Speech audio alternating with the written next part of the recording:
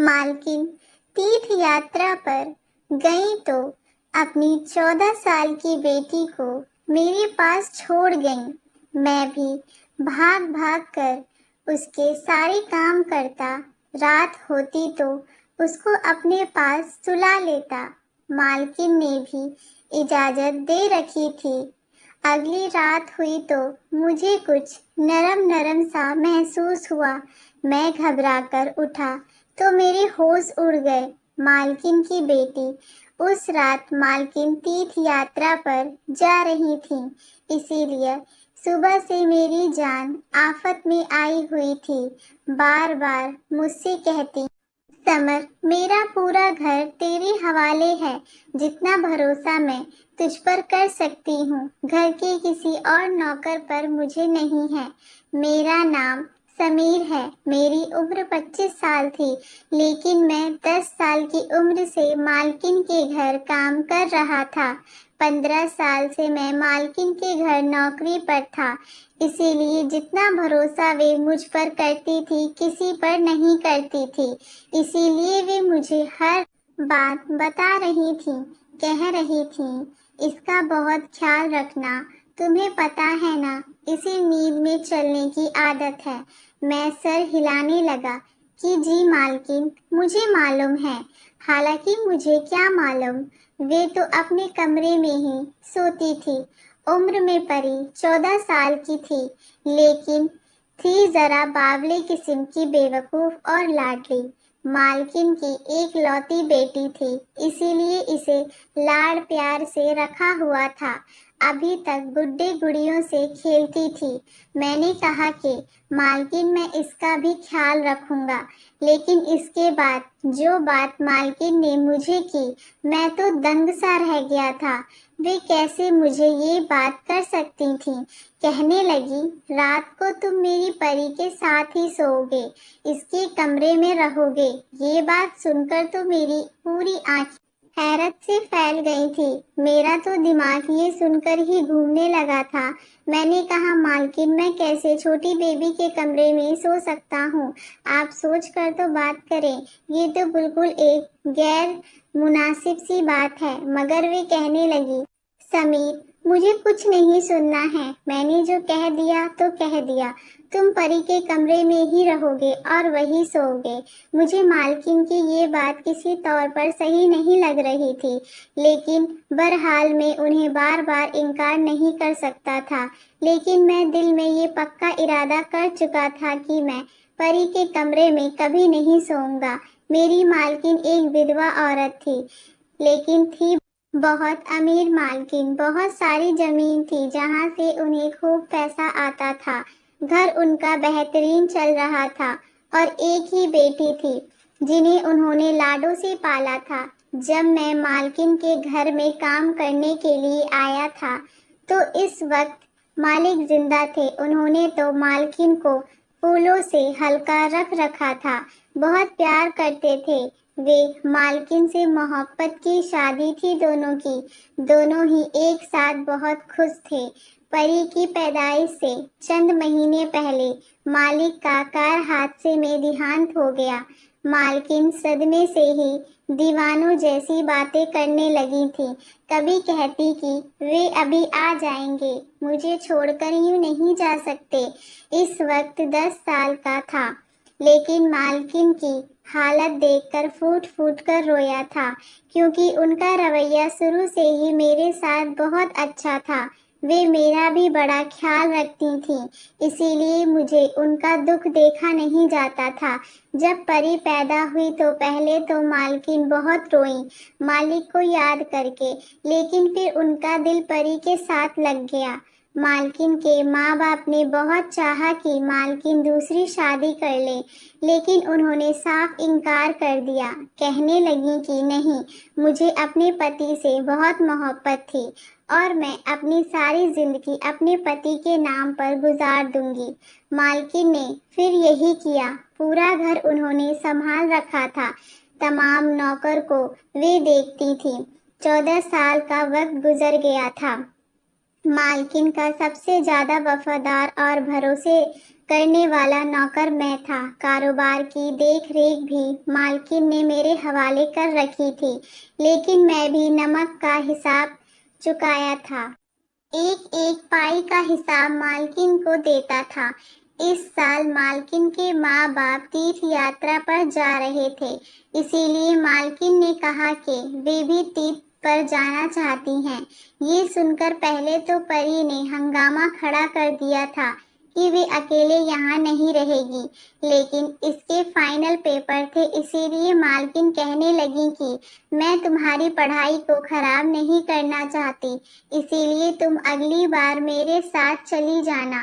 बड़ी मुश्किल से वे मानी थी, लेकिन जो कुछ मालकिन मुझसे कह रही थी वे बात मुझे सही नहीं लग रही थी। बेहाल मालकिन मुझे सब कुछ समझा बुझाकर तीर्थ यात्रा पर चली गई और उसके जाते ही मैंने सोफे पर बैठकर सुकून का लंबा गहरा सांस लिया। फिर खाना बनाने वाले को बुलाया और अपने लिए बढ़िया सी चाय बनवाई, लेकिन मालकिन के होते हुए मैं कभी भी सोफे पर नहीं बैठा था। हालांकि उन्होंने मुझे कभी इनकार नहीं करा था, लेकिन मैं मालिक और नौकर का लिहाज हमेशा कायम रखा था। लेकिन अब सोच रहा था कि मालकिन गई है तो कुछ दिन मालिकों वाले ठाट में भी करके देख लूं। मैंने सुकून से सांस लिया और मजे से अपनी दोनों टांग सामने शीशों के टेबल पर रख दी। रिमोट हाथ में पकड़ा और एलईडी पर चैनल बदलने लगा। अभी मैं सोच ही रहा था कि कौन सा चैनल देखूं।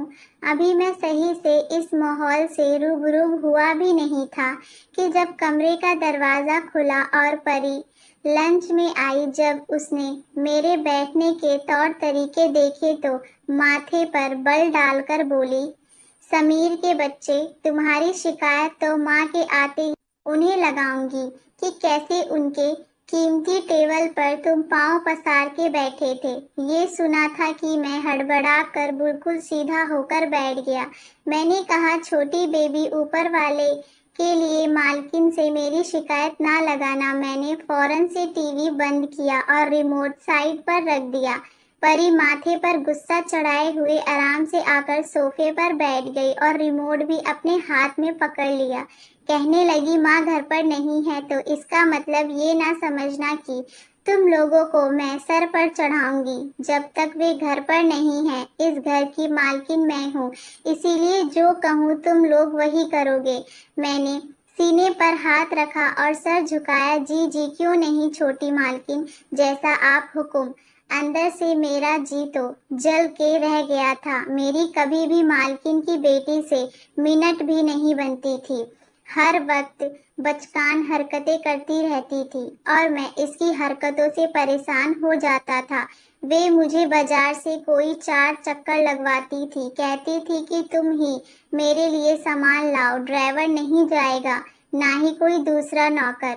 मालकिन भी उसे कुछ नहीं कहती थी क्योंकि वे उनकी लाडली बेटी थी। मुझे ही कहती, जाओ समीर, जो छोटी मालकिन कहती है वे कर दो। चाय का कप नौकर लेकर आया तो मुझे ऐसे खड़ा देखकर अजीब सी हंसी मुझ पर हंसा था। कहने लगा, अभी तो बड़ा रोब जमा रहे थे, आ गए ना अपनी औकात में वापस। मैंने इसे घूर कर खाने जाने वाली नजरों से देखा। उसने चाय का कप टेबल पर रखा। जो चाय मैंने पीनी थी वे बड़े मजे से परी पी रही थी। बेहाल पूरा दिन इधर उधर के कार्यों में ही गुजर गया। जैसे ही रात हुई मैं अपने क्वार्टर में जाने लगा तो परी कहने लगी, तुम कहाँ जा रहे हो समीर? माँ ने कहा था कि तुम मेरे कमरे में सोओगे। ये सुना था कि मुझे मालकिन की बातें याद आ गई। मैंने हैरानी से परी की तरफ देखा। मैंने कहा, छोटी मालकिन, मुझे अपने क्वार्टर के अलावा कहीं नींद नहीं आती। घर में और नौकरानी भी मौजूद हैं, आप उसे अपने साथ सुला लें। कहने लगी, माँ ने कहा था कि तुम सोओगे तो मतलब तुम ही सोओगे। चलो शराफत से आओ मेरे कमरे में और कालीन पर जाकर लेट जाओ। मैं कमरे आ तो गया था, लेकिन मुझे सख्त बेचैनी सी शुरू हो गई थी। परी बेड पर जाकर लेट गई। इसने लैंप ऑफ कर दिया। कमरे में उस वक्त गुप्त अंधेरा था। मेरा दिल बड़ी जोर जोर से धड़क रहा था। भले वे 14 साल की थी, लेकिन मैं तो 14 बरस का ना था। मुझे किसी की एक बात याद आने लगी जो मैंने कहीं बार सुनी थी कि जहाँ एक मर्द एक औरत हो तो वहाँ तीसरा शैतान होता है। पता नहीं मालकिन ने ऐसा क्यों कहा कि मैं उनकी बेटी के कमरे में अकेला रहूं।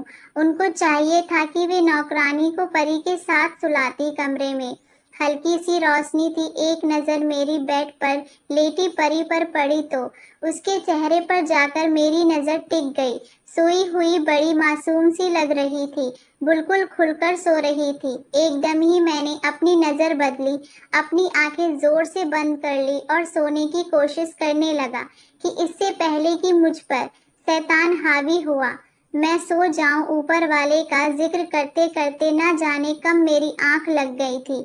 घड़ी की तेज अलार्म बजने पर मेरी आंख खुली।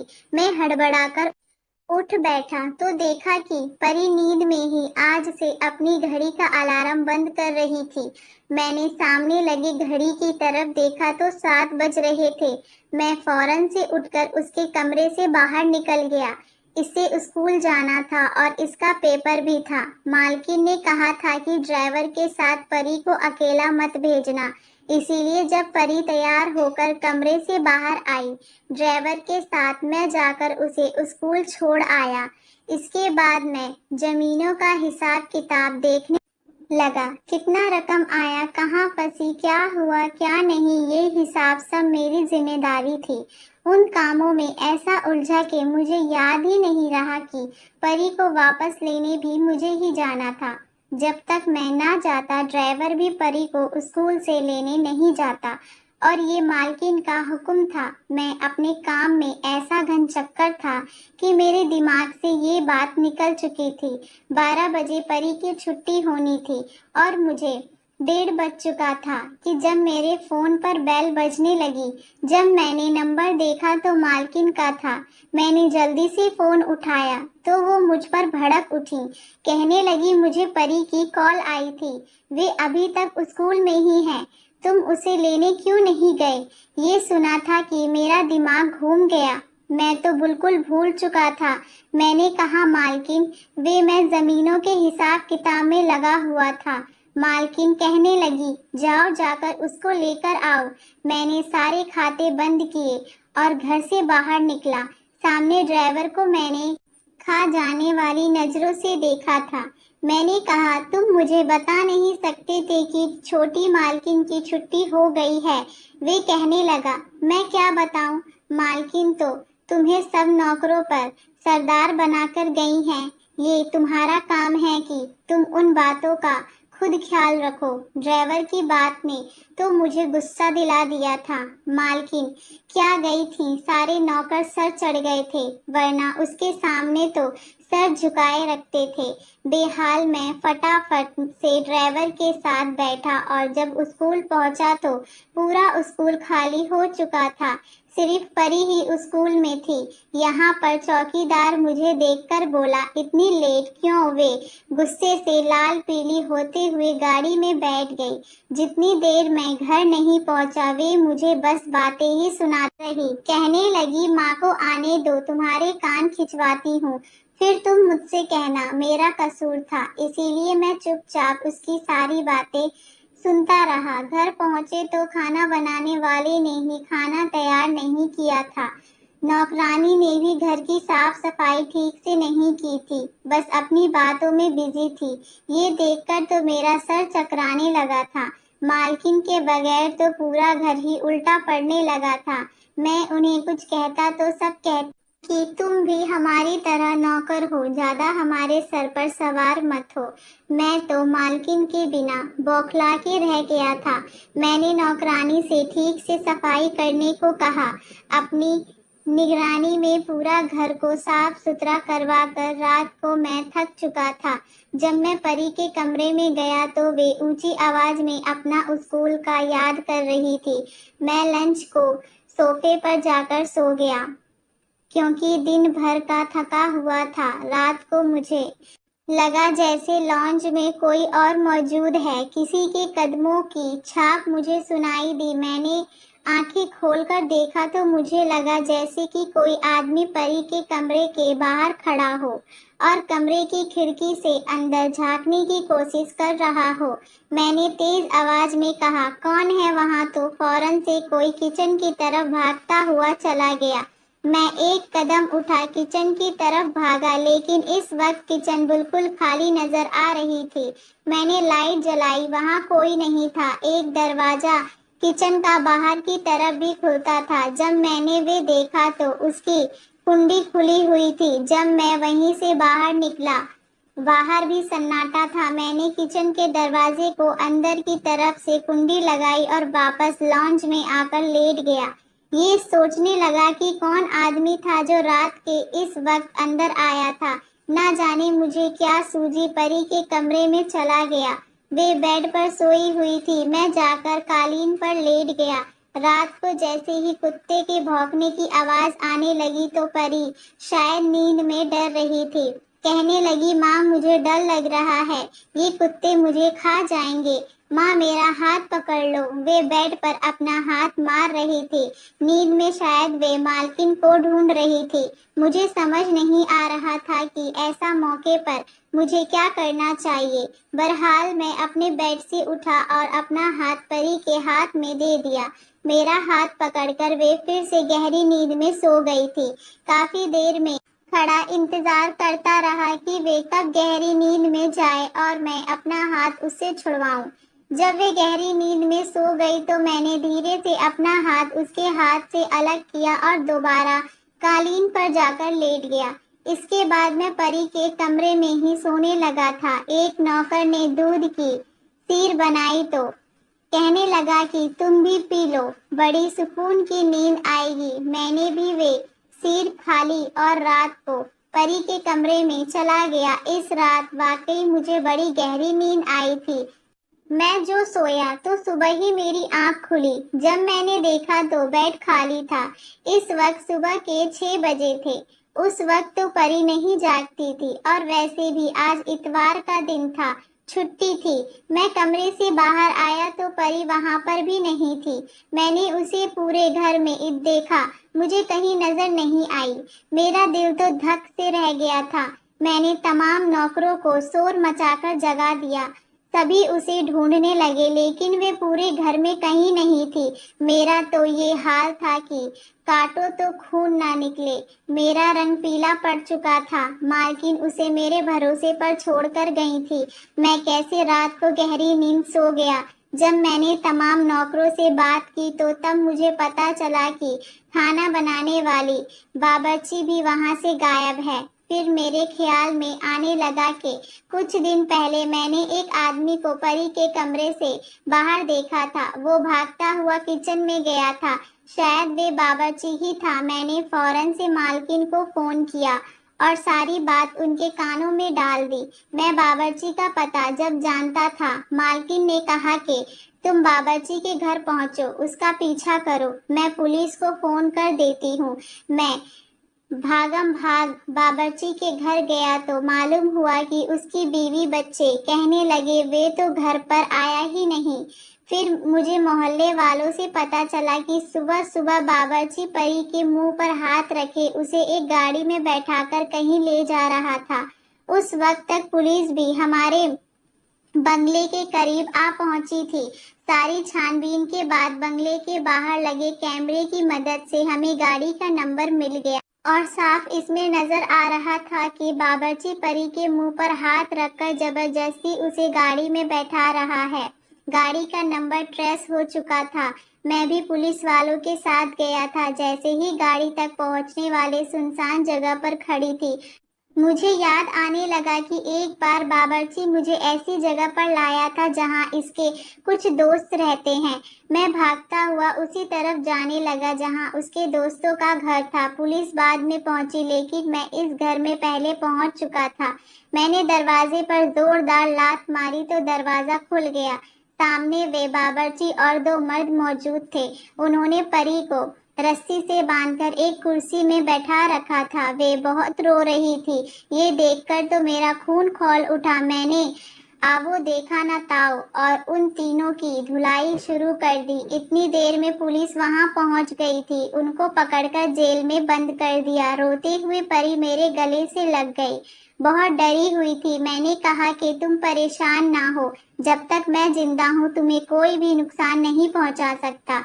चंद दिनों में मालकिन भी वापस आ गई थी। मालकिन परी को गले लगाकर रोने लगी और मुझसे कहने लगी, मुझे तुम पर भरोसा था कि तुम मेरी बेटी की हिफाजत जरूर करोगे। मैंने कहा कि मैं इसे हमेशा अपनी छोटी बहन की तरह समझता हूँ और जब तक मैं जिंदा हूँ आप बेफिक्र रहें। ना तो आपकी तरफ कोई आंख उठाकर देख सकता है और ना ही परी की तरफ। ये सुनकर मालकिन खुश हो गई। धन्यवाद दोस्तों। आपको ये कहानी कैसी लगी हमें नीचे कमेंट बॉक्स में अपनी राय जरूर बताइएगा।